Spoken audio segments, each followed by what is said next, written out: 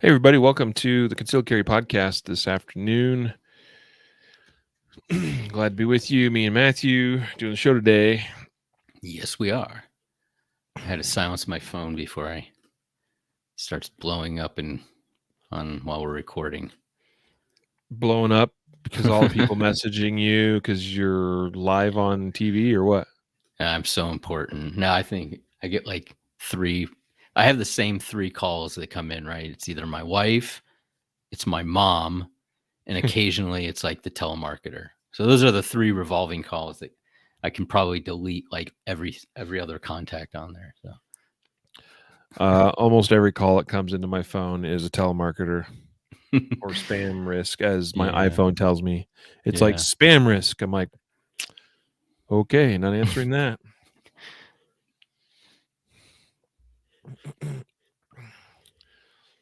Some of that's part of the problem of having the same phone number for almost 20 years now, actually. Wow. So it's out there in a variety of places, I am sure. Bathroom walls and all kinds of stuff, right? Yeah. Okay, let's do this thing because Matthew's short on time. In 3, 2, 1. This is the Concealed Carry Podcast, Season 4, Episode 13. And welcome to the Concealed Carry Podcast, part of the concealedcarry.com network, brought to you by Excess Sites. Today is Wednesday, November 17th, 2021. As of the recording of this episode, I am your host, Riley Bowman, and I'm joined today by Matthew Maruster. Yes, sir. I'm here. Mr. Graybeard himself and Still fancy kicking. hairdo. Yeah, I'm trying to style it up. I have a dinner date tonight, so I have to class it up a bit. There's no classing up going on in my household. Well, for me, classing up means I take off, my sweatpants and put on actual pants, and I put on a shirt with a collar and you sleeves. wear pants? When I leave the house. I'm inside and there's no rules. So, folks, welcome to another episode. This is our industry news and gear reviews episode. Got a bunch of stories to share with you and cover with you today, including some brief updates on the Rittenhouse case, which I know many of you are following. And you're probably getting enough of that news at, other places as well, but we'll just be brief on that today, I think. We're going to talk about some stories out of Los Angeles from the LAPD. We got one about the FBI admitting it is often wrong on gun background checks. That's a doozy. And a couple of new gun releases. So excited to talk about some of those. So stay tuned. Today's episode sponsored, brought to you by Guardian University, which is a subset, if you will, of our membership program, Guardian Nation. What that means is if you're a Guardian Nation member, you automatically get access to our entire video library that exists online. And Guardian University is also not only available to Guardian Nation members, but to really anybody. But there's some content that you'd have to pay for and some content that's free. If you choose to just take advantage of Guardian University, you can check out a number of great courses out on there. Again, a number of a bunch of content's available for free or low cost. But the easy thing, honestly, is just to become a Guardian Nation member and get access to everything. Guys, go learn more about Guardian University today. Check it out at concealedcarry.com/Guardian University. You'll find courses on there about American gun law, child safety, home defense, concealed carry fundamentals. There's one of my favorites on there called Draw Like a Pro. We got the shooting fundamentals course, a gun safety course, fighting from cover. That's a good one. Vehicle firearm tactics, emergency trauma response. Tons and tons of great content. Again, you can pay as you go, and some of those are free. Or get full access by joining Guardian Nation today. Anyway, again, check it out at concealedcarry.com/Guardian University. Well, let's get into our first news story. First up is an update on the Rittenhouse case. Something I've been following, depending on which day, fairly closely or generally. By that I mean Monday. I was in the truck all day traveling back from Arizona, and I listened the entire time to coverage on the Rittenhouse trial. I heard the entirety of the closing arguments, which was interesting and sometimes surprising and sometimes disappointing as well. As many of you probably know, as of right now, the jury has been deliberating since yesterday morning. And today, kind of the drama has been that the jury's had some questions for the judge. They want to view again some of the video from the case. Some of that video has been at the center of some contention between the defense and the prosecution because the same quality level of video was not provided to the defense team before they wrapped up their case.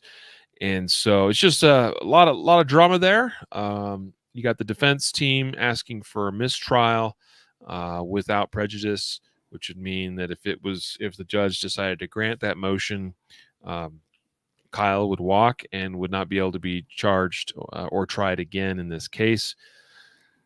So we'll see where that all takes us, where it all ends up. It sounds like right now the jury is reviewing the videos that they wanted to review again, and then I imagine they will continue deliberating.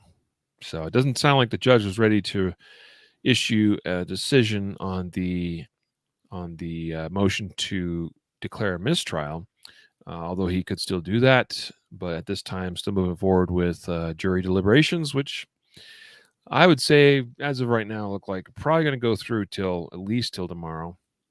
So, and again, keep in mind we're recording this episode on Wednesday, November 17th, and some of you may, by the time you hear this whole thing is probably likely to be settled. But anyway, did I say without prejudice, Mark? I think I meant with prejudice. Yeah, that's correct. Yeah, just a slip of the tongue there. So anyway, yeah. I don't know. What else you want to add, Matthew, to that? I just add, like, I've been thinking about it, and there's with every trial, big stakes trial like this, there's always some crazy or things that are unexpected, and but there's a couple outcomes that that aren't so good for Kyle. I mean, even if there's a concern, what if there's a hung jury, right, in the mistrial, and then he's tried again? So that would not be good. Obviously, there's all kinds of protests and stuff already geared up, ready to go, whatever happens. But you hate to have this continue and linger on, because not just for him, but all these high contentious cases just add fuel to the fire of the news cycle every day. And it'd be great to just kind of like the George Floyd thing, how it just is always there, and it still is. But I think it'd be good to have some resolution to this. Oh, absolutely. I mean, resolution's always a good thing. Yeah. And by the way, I'm not here to comment, one way or another on this case. My intent right now is to see how this case sorts itself out. Yeah. It's not our place to declare Kyle guilty or not guilty. That's for a jury of 12 to decide at this point. And, this is the justice system hopefully working as it's intended. This is a tricky one, though, because of the political and societal pressure on this jury of 12, and on that judge, too, who apparently has received a number of threats against him for the way he's handled the trial, which, by the way, from what I've observed, I think the judge has done a pretty darn good job, because his job is to ensure that the trial happens. in a fair, equitable way, that the rights of the accused are maintained. Because again, innocent until proven guilty, and we got to be proven guilty beyond a reasonable doubt. And so there's been a lot of interesting things that have happened as this trial has progressed, where the judge has stepped in to say, "Hey, look, like, we're crossing lines, we're crossing thresholds here." So that's from what I've observed, and I'm no legal expert, but I think he's been running a pretty good trial for the most part. So, but that you've got a certain segment of society that has already made up their mind that Kyle Rittenhouse is guilty and that he should hang and go to jail and be executed, and all this crazy language I've been seeing thrown around on the internet the last week or two. And you got the other side that's saying, free Kyle and all that stuff too. So, that's already decided that he's innocent in this regard. I would say, based on the evidence I've reviewed, it definitely seems to lean in Kyle's favor, but not my call to make that call. So we'll see where it shakes out. There's a lot of great lessons learned from this entire case, both the actual act of the defendant, okay, or acts on that fateful night, August 25th, 2020, I think it was. But also lots of lessons to be learned through the actual conduct or progression of this trial, of this case in the courtroom. Stuff that is good for any of us that carry a gun and might have need or cause to use it in self-defense. Interesting things, have been brought before this jury by the prosecution that are not all that different, than what could be done to, say, you or I. And one of the things that's come to attention was Kyle Rittenhouse's social media accounts, particularly one on TikTok that the prosecution clearly was using that to try to paint him in a negative light in terms of his attitude and beliefs and values, if you will. So it's really wise to be mindful of what we say online. And I'll leave it at that, and let's move on to the next story. Matthew, tell us about this one out of LA, out of Los Angeles, from the LAPD. It says LAPD advises city residents to cooperate and comply with robbers, from Breitbart.com. Yeah, this is laughable. So it says LAPD released a 7-point outline conveying the department's advice for what city residents ought to do in response to an increase in robberies, these crimes that are affecting vast parts, not just the poorer areas or more crime-ridden parts of Los Angeles, but all over Los Angeles. So point 5 of the 7 says, in quotes, if you are being robbed, do not resist the robbery suspects. It assumes that they're plural, I guess. Robbery suspects. Cooperate and comply with their demands. Be a good witness.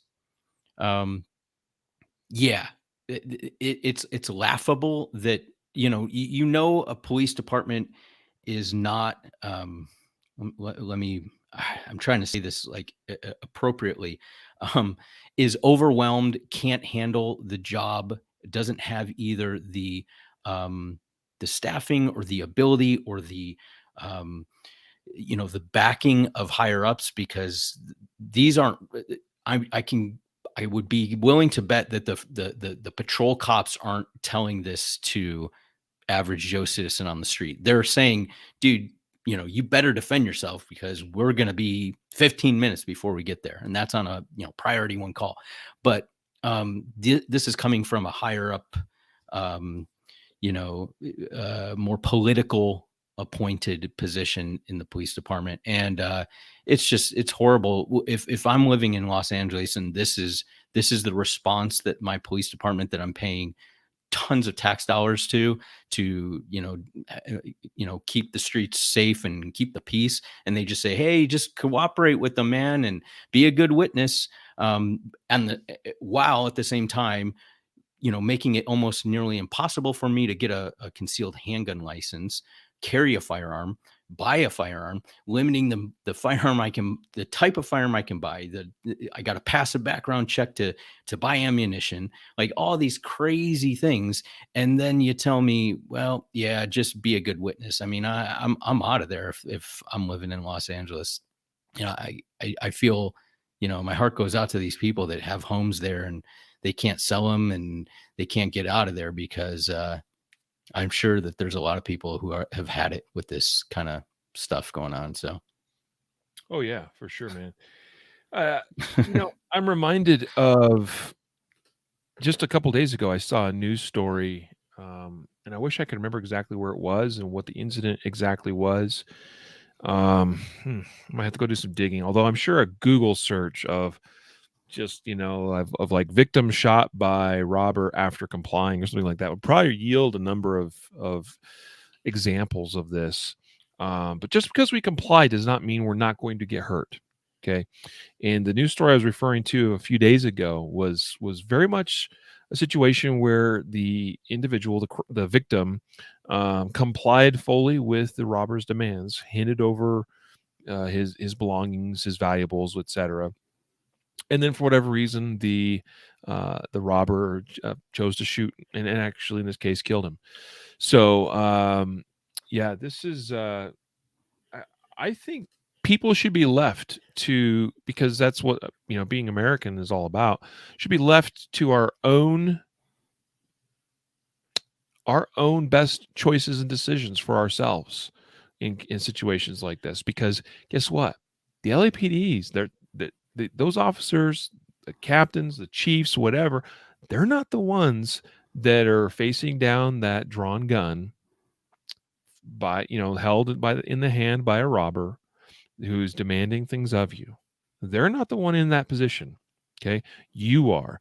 You have the best chance of reading the body language, the facial expressions, the tone, the words of what this robber's intent and desires are. Intents and desires are. That's something that you should be free to make a decision on. And as far as your course of action, okay, compliance may very well be the smarter play. Okay. But it is far from a guarantee that you will emerge on the other side of that robbery unscathed. So I am, to me, this type of declaration from the LAPD is tone deaf and assumes that there is a one-size-fits-all solution for robbery situations. And it is akin of a news story we covered a couple years ago. In fact, it's been a while. I don't know if I could go back and dig exactly which episode it was from, but I did find the link because it didn't take long to do a little searching to come up with the link on the askthe.police.uk website. And this is something we talked about, like I said, a few years ago, about how on this British police website, there's basically an FAQ section. I mean, that's what this whole site's about. Askthe.police.uk. And there's a question on there. It's actually listed as question number 589. Are there any legal self-defense products that I can buy? And the response from the British police is, the only fully legal self-defense product at the moment is a rape alarm. These are not expensive and can be bought from most local police stations or supermarkets. And if you go dig a little bit and read into about pepper spray, knives, batons, any of that sort, you'll quickly learn from the British police that, self-defense is not something you're permitted to really do in a country like the UK, the United Kingdom. And that's how this whole story from the LAPD that's how that sounds to me, is that we're moving that direction. Yeah, I'm impressed. Oh, what's that? I'm impressed with your mind that you remember that, because I think I vaguely recall that. But yeah, that is very. Is that the the direction we're going here with the LAPD, right? Like a rape whistle, is that the next step? Mhm. Handing them out, trade in your gun, we'll give you a rape whistle. Just cooperate and comply, and It, blow your whistle if you need to. yeah, I mean, and I mean, if you're listening to this, and I guess I'm kind of worked up about this because I just, it's incredible. I don't know, but um, ask if somebody's listening to this, just ask yourself a message like that. Who does it embolden? It emboldens criminals. It gives them, more confidence that, hey, even the police are telling people not to even fight back.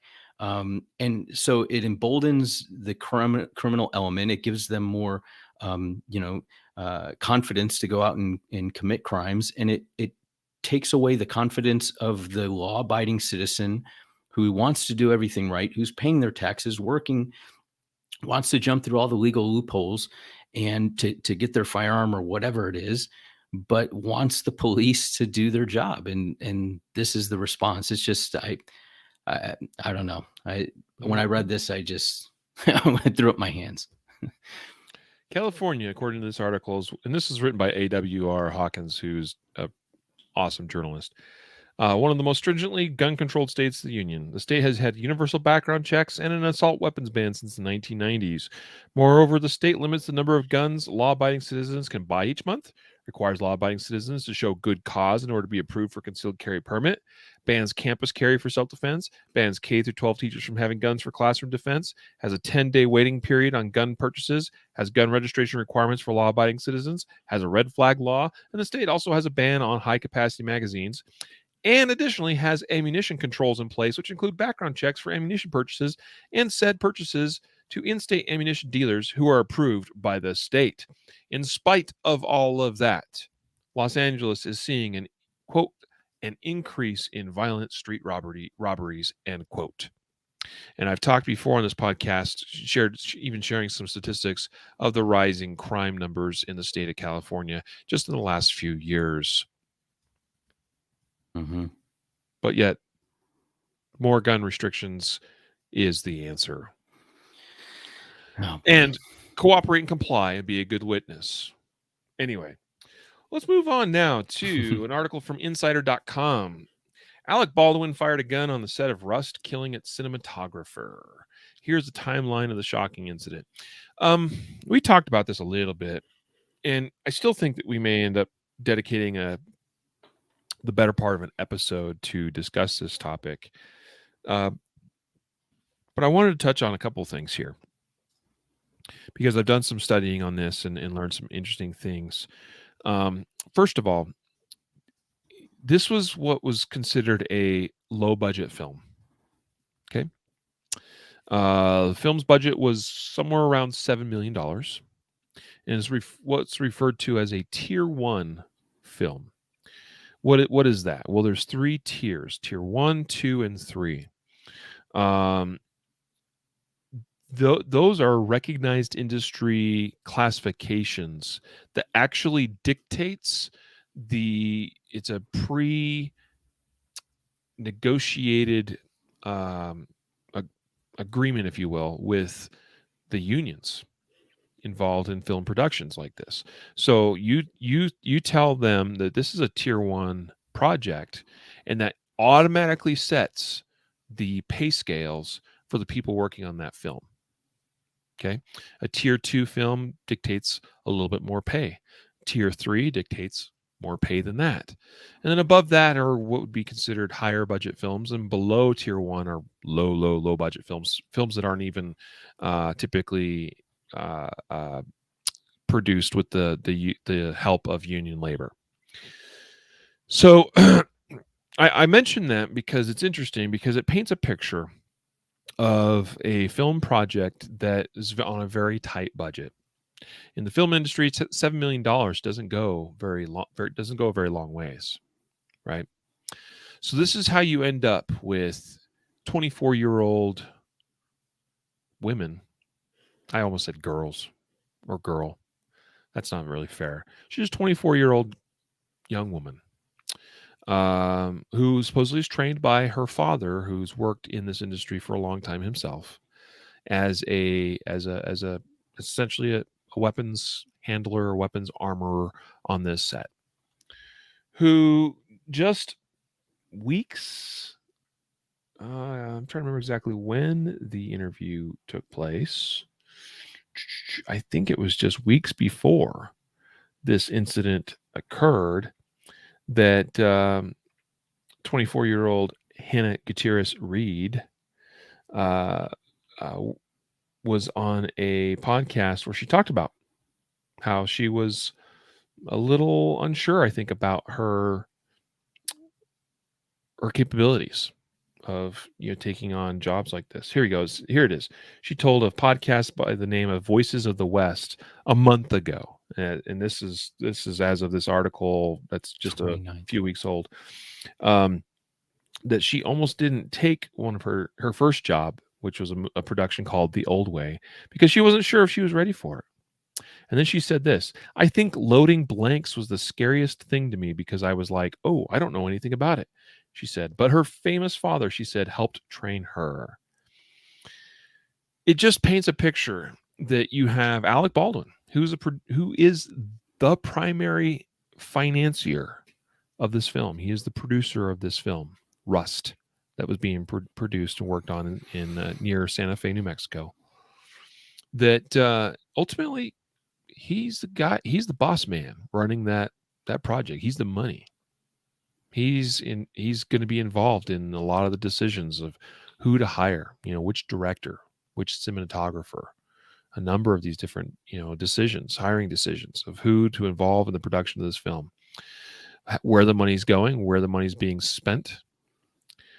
Mark, was he the primary producer? I thought he's just a producer. I'm pretty sure he was the producer. Mm-hmm. Yeah, there was an assistant producer. I think his name was Hall or something. Or there was an assistant producer. I think he was the primary. We can research that further. Either way, he's got money tied up in this film, right? So what I'm saying is that he's not just some actor that was hired to work in this film, and that he's just the dude that was handed a prop gun and pulled the trigger.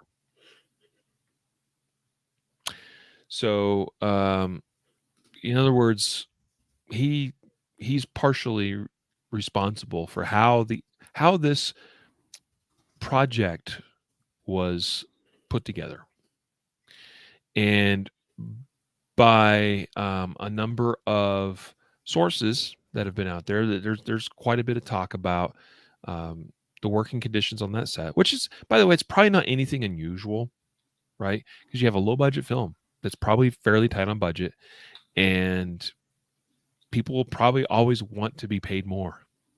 You know what I mean? And I could totally see this being a case too, where it's like, well, we were told this is a tier 1 project, but it's really looking like it's more like a tier 2 project. And if all that happened was this was declared as a tier 2 project, automatically all these union workers get paid more.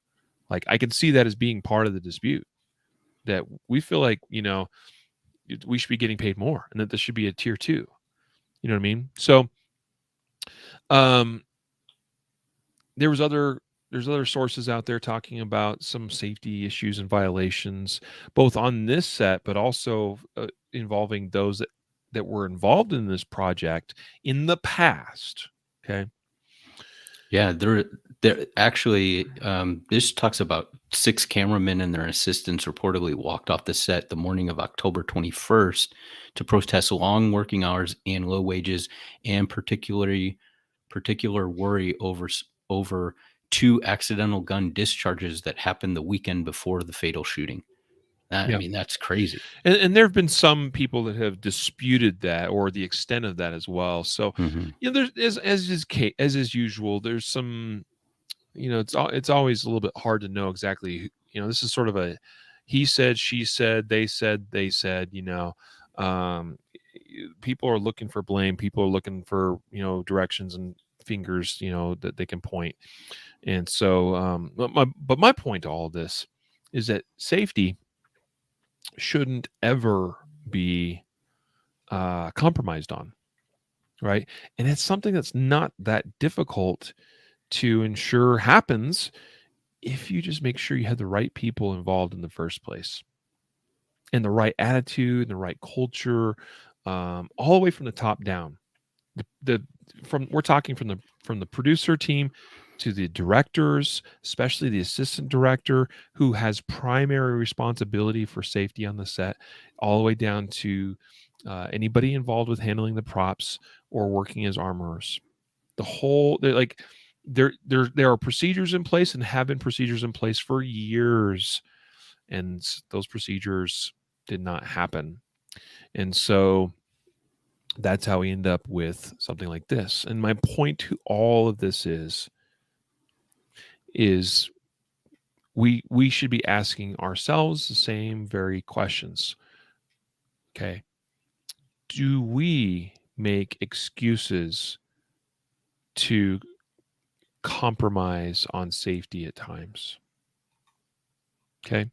Because the picture I'm painting here regarding the movie Rust is that I believe there were probably some corners cut, some shortcuts taken that were probably driven by budgetary restraints or requirements.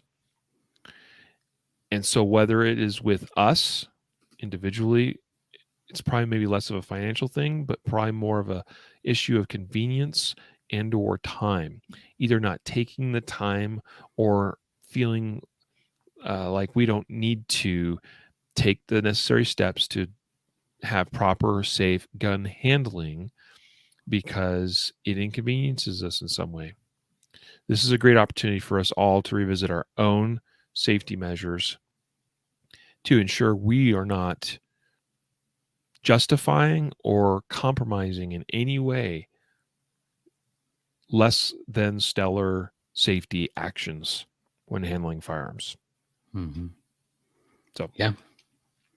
And, you know, anybody who handles firearms for a living or has done it for any number of time, you know, any long period of time, who's trained a lot. In I'm not talking about going to the range every once in a while. I'm talking, you know, you carry a gun for a living, you train, can think of times where they could have been more safe or done something that wasn't completely safe, but because of redundancy, maybe, right? Or maybe however you look at it, but redundancy in maybe some of the systems that keep us safe, we didn't have a catastrophic, you know, issue, right? But certainly just because you train a lot doesn't mean that you will never have a lapse of you know, focus or clarity or you know, attention. And so I think we can't get lulled into this, you know, I've been doing this, you know, my whole life and nothing's ever happened, you know, I've always cleared the gun like this, or I've always done this or that, right? Nothing's ever happened. Well, nothing happens until it happens, right? And so you know, I when I look at this, you know, yes, whoever pulled the trigger has ultimate, you know, culpability, responsibility in handling the firearm in a safe manner, no matter how many people said it was clear. But, you know, um, we have to take that and apply it to ourselves as well, right? And look at, like you said, somebody's not handing us and saying, oh, the gun's clear or whatnot, but you know, do we look, you know, if we're in an administrative environment, do we look the gun back into the holster? Are we clearing it pointing in a safe direction when we clear it, when we chamber, when we do these things? Are we building safety habits, right? Like a system that we do each and every time that kind of helps keep us from maybe doing something out of the ordinary. Just stuff to think about. I put on the screen a quote that Mark Okniansky on Facebook shared, which is a quote from George Clooney, who commented about this incident. And George Clooney was friends with Brandon Lee, who was killed by a similar incident back in the 1993 era, around that time frame. George Clooney says, every single time I'm handed a gun on the set, I open it, I show it to the person I'm pointing it to, I show it to the crew. Every single take, you hand it back to the armorer when you're done, and you do it again, he said, referring to a professional on set who was in charge of the weapons and artillery. That's awesome. Good for you, George, Mr. Clooney, sir. And I've seen some other things come out of Hollywood recently. There's a really great interview with another weapons master, armor, individual.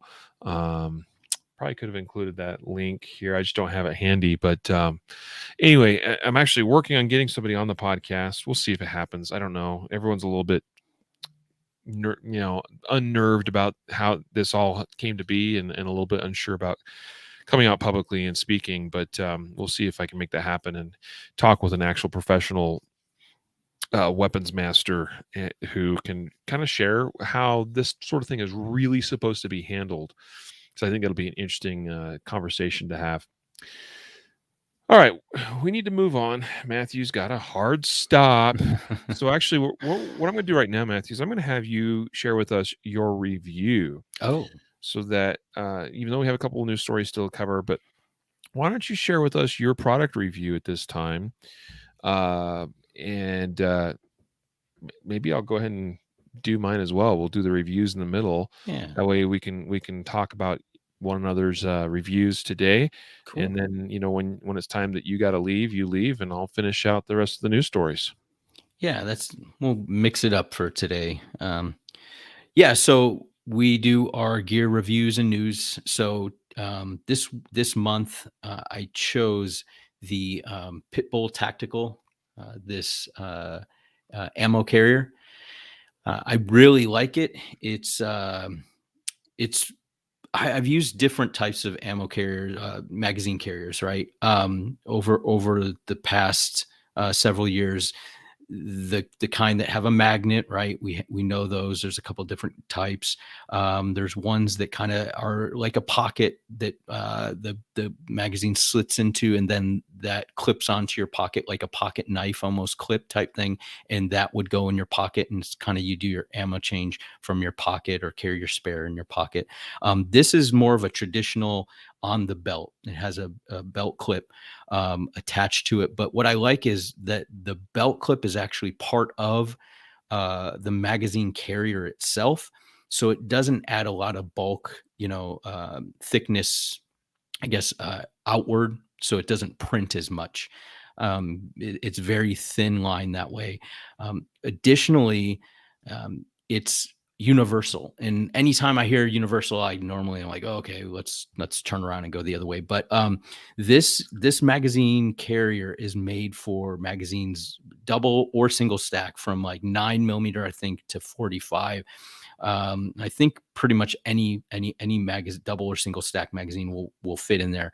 And it's a two-part.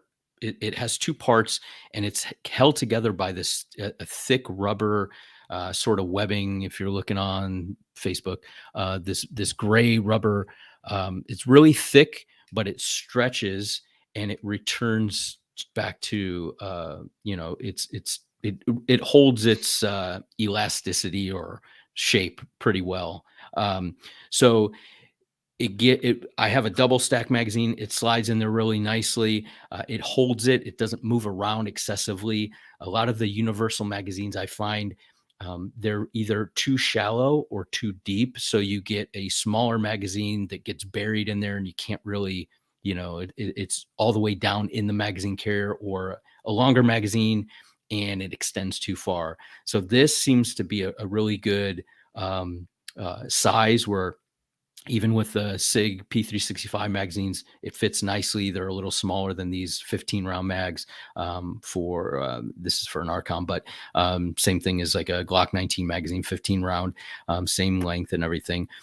But I really like it, and I can carry my magazine inside the waistband or outside the waistband, and it doesn't print in.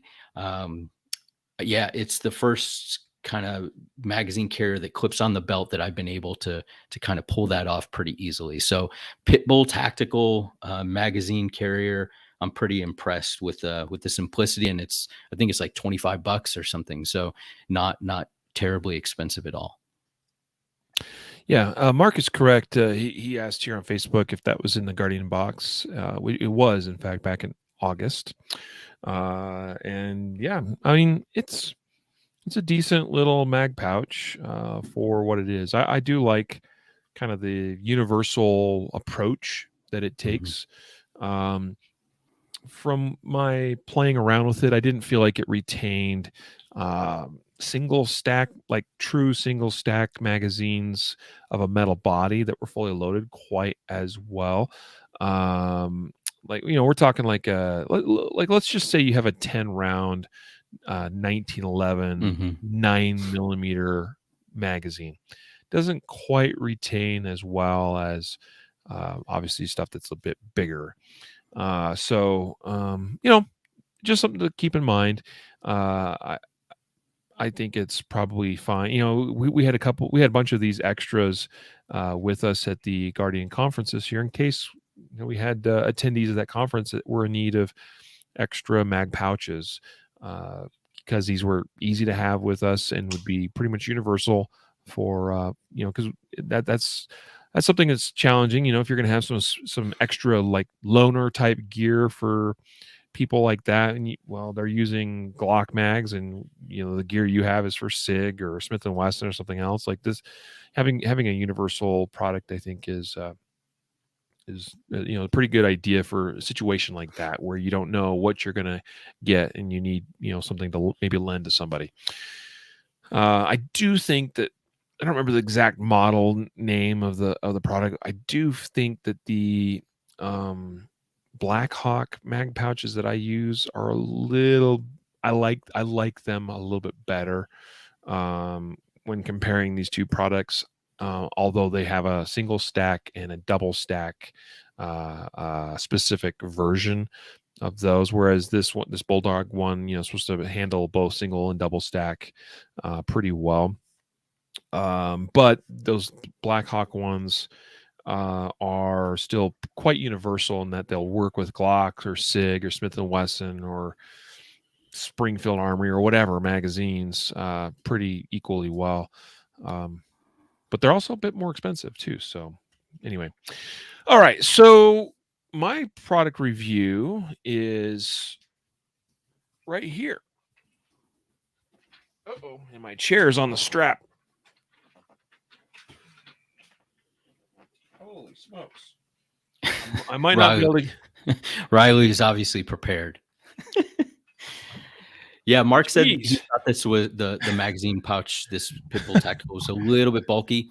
I think I didn't find it was super bulky compared to like the traditional Kydex ones with the holster clip just mounted onto it. I found those were somewhat more bulky than this.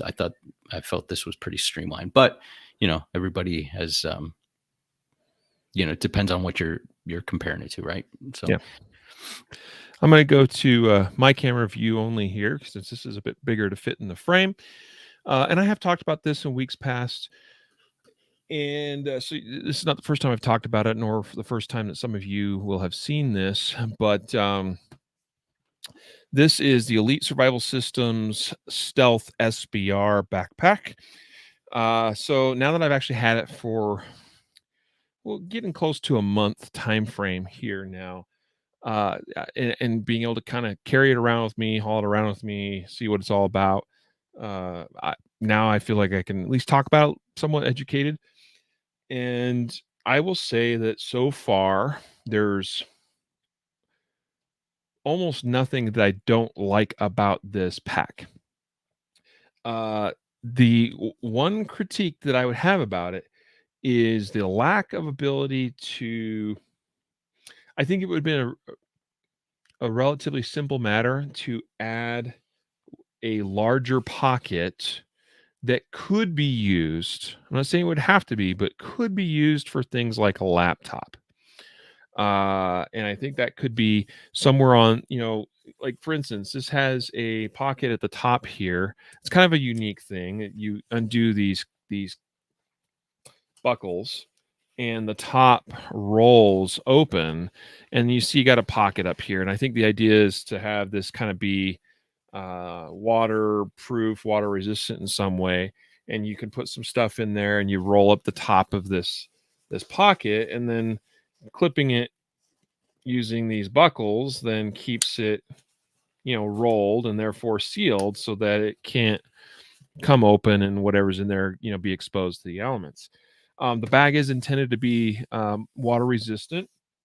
There are a number of materials that will help with that. It's got kind of this rubberized, I don't even know what you call it, but this stuff here definitely is water resistant, and even the nylon fabric itself is water resistant to some degree as well, although probably less so. You'll see the bottom of it though is all coated in this kind of rubberized type material that, if you set it down on the ground's wet, you're not going to get your bag wet, which is appreciated.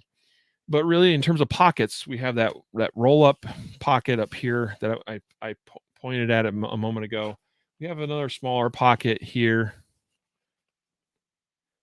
that I have a dummy round inserted into.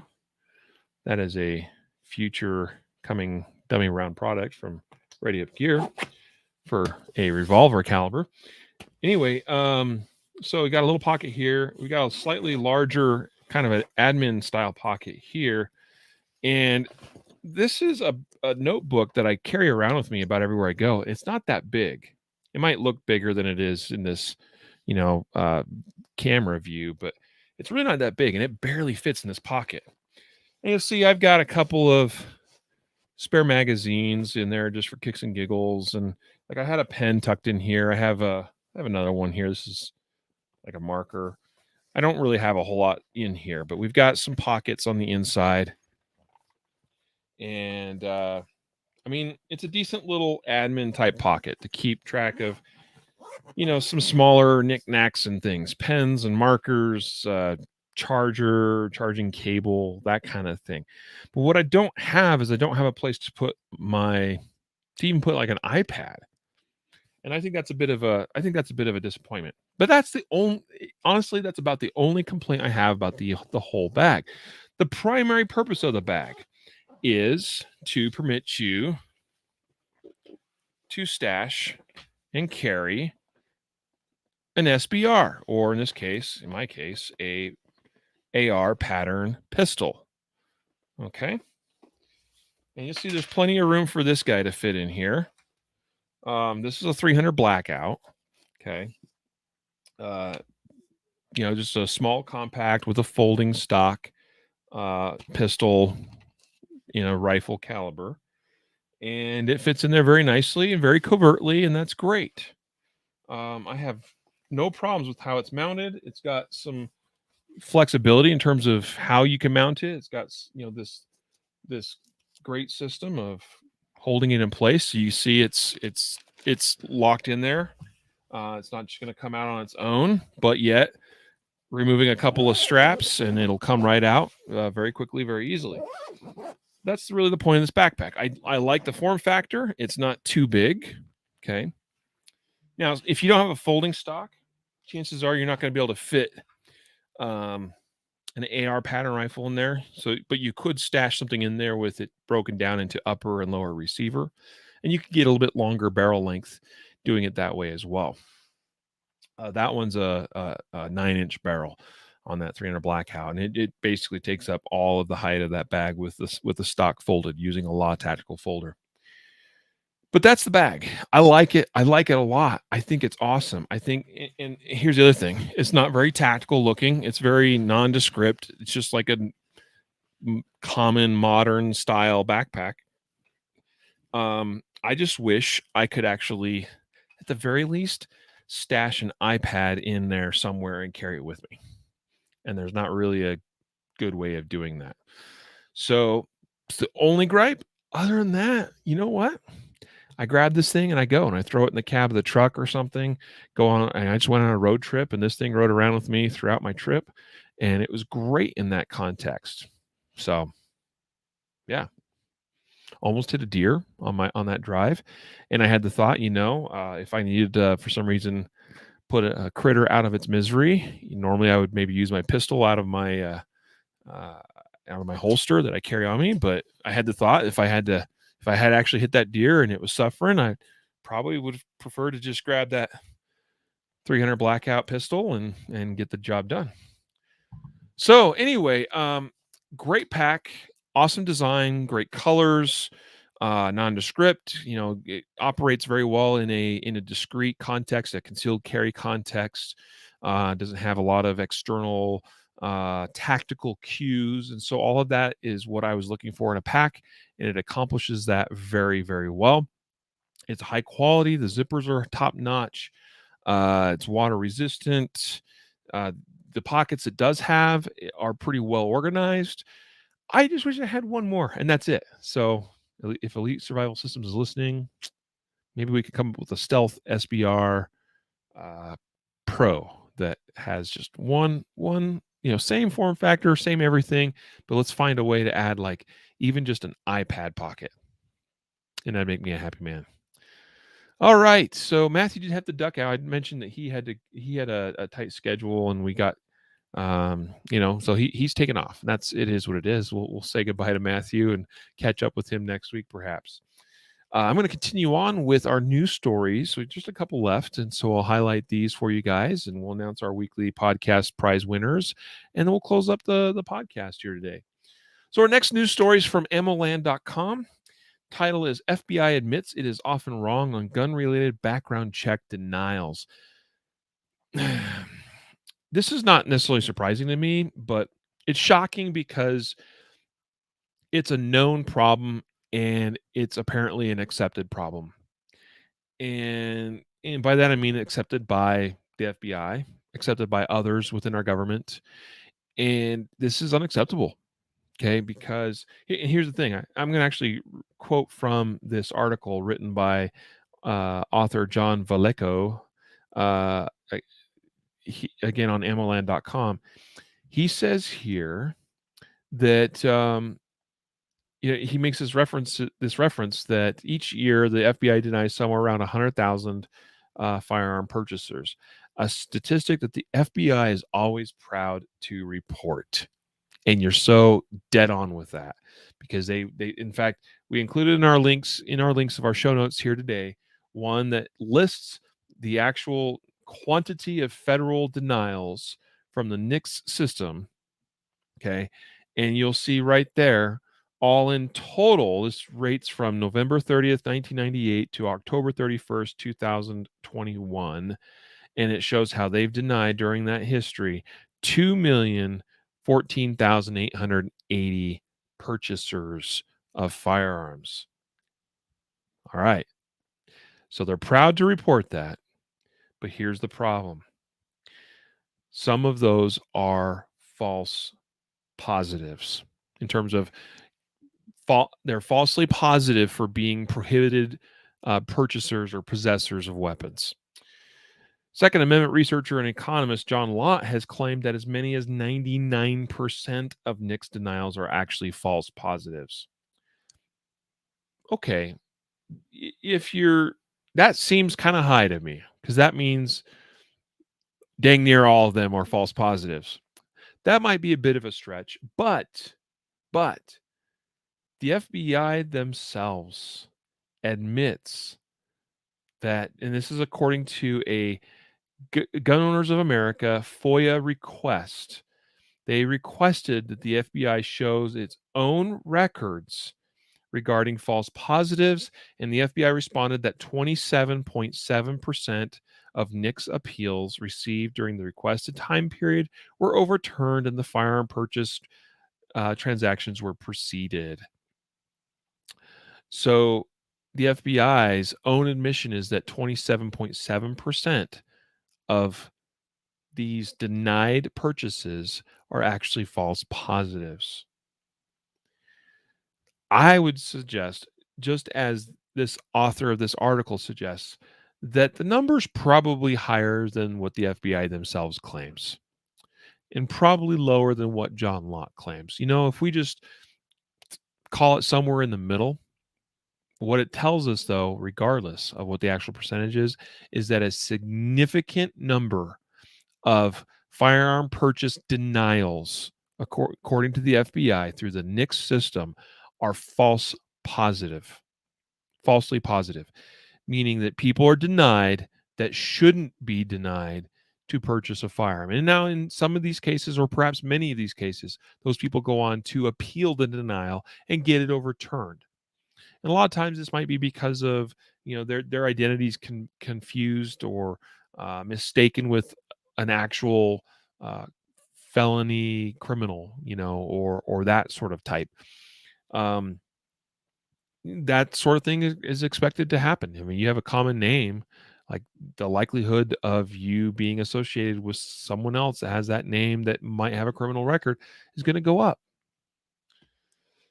Anyway, the fact is, let's just say out of 2 million total denials, if 40% of those are false positives, if 50%, if we're erring more on the side of John Lott's calculations of, let's say it's 70%, regardless, hundreds of thousands of people have been affected in the 20 plus year history of the NICS system going through background checks for firearm purchases.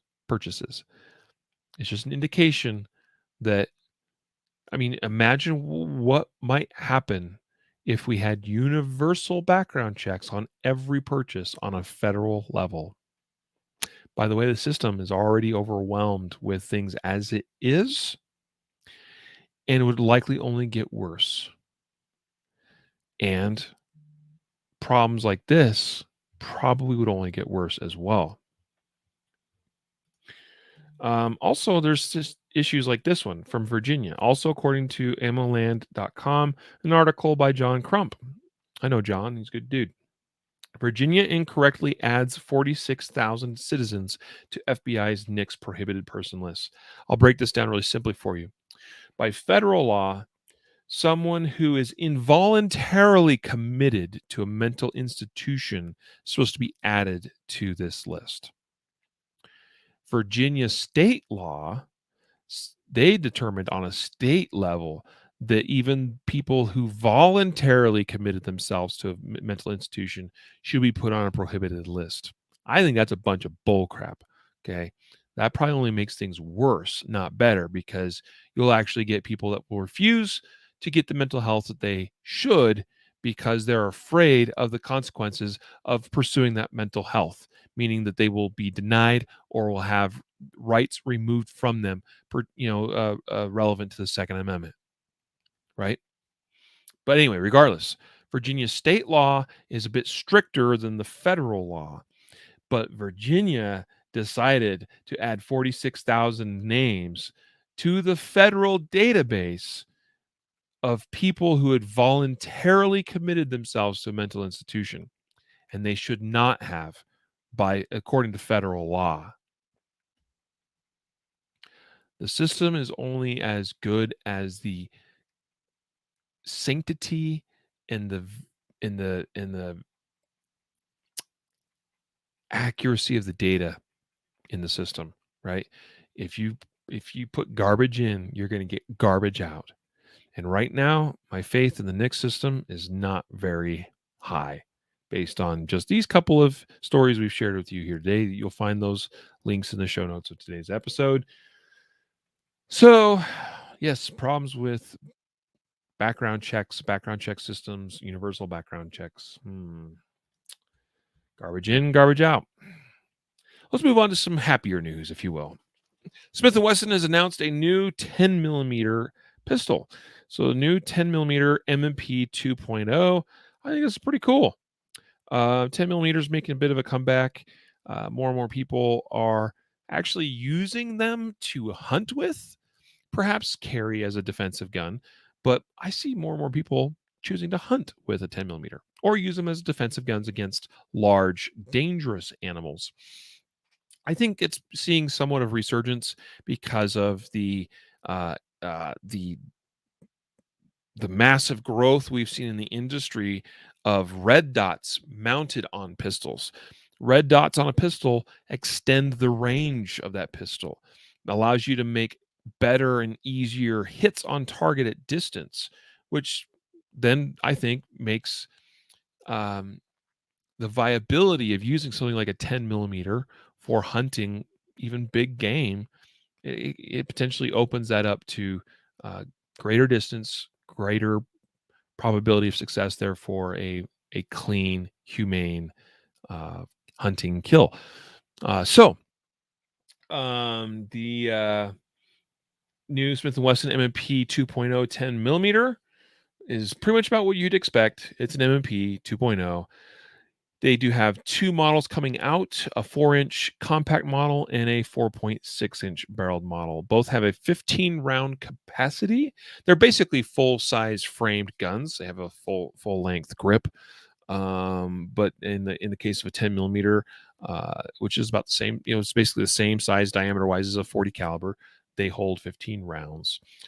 They are built on the M&P 45 ACP frame, which means that most M&P 45 holsters and accessories will also work. It also has a brand new trigger and comes optics ready from the factory. So there you go. Oh, sorry, a little yawn there. And finally, Mark says he's been waiting on my promised review of the Springfield Armory SA-35. Now, I am not going to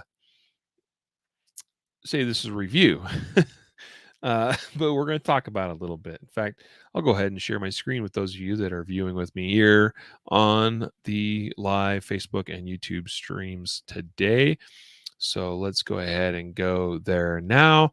So this is the new Springfield Armory SA-35 announced just a few weeks ago, about 3 weeks, I think. This is Springfield Armory's modern take on the classic Browning high power design. One of the last things that John Moses Browning worked on when he was still employed by FN Herstal many moons ago was the P35 high power pistol. That design was finished and then released a little bit later after John Moses Browning's death. You see this Springfield Armory copy of one here, and it's pretty true to the original form. Quoting from Rob Latham, who of course is sponsored and works for Springfield Armory, he says, "This has been a hard secret for me to keep. I have had a pre-production unit for months, and I can tell you this is a really well-built gun. Best built version of this design I have seen, better sights and better safety, and the best trigger I have felt on any P35. I'm very excited about this gun. Maybe it's the old school aspect, but I have always liked them. I hope you like it as much as I do." This is kind of an interesting thing to me, actually, because we've seen a lot of new pistol releases, new pistol products come to the market. There's been a lot of new products come to market in the last couple of years with micro compact, basically high capacity but micro size 9mm pistols. This is a full size gun, and it's an old school design. This just completely flies in the face of where the modern times have been going in recent history with respect to new pistol product releases. But I'll tell you this much: I have thought for a lot of years that the high powers are pretty cool, and I've always kind of wanted to own one, and have just never gotten around to finding one that was what I wanted and buying it. And they're getting more and more rare all the time, and now you have a modern built equivalent of one come to market, and I just find that very interesting and somewhat exciting. I don't know how I don't see this as having a place in my personal collection in terms of being like a serious defensive tool, but I am intrigued and might like to pick one up at some point to have as a range toy, as a true range toy, something to take to the range and just shoot for fun. Kind of a nostalgic feeling there of, hey, I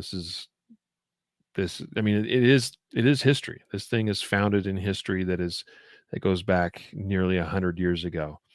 So, I mean, this was, you have the original John Moses Browning 1911 style design, right? That is over 100 years now, 100 years old, more like 110 years old now at this point.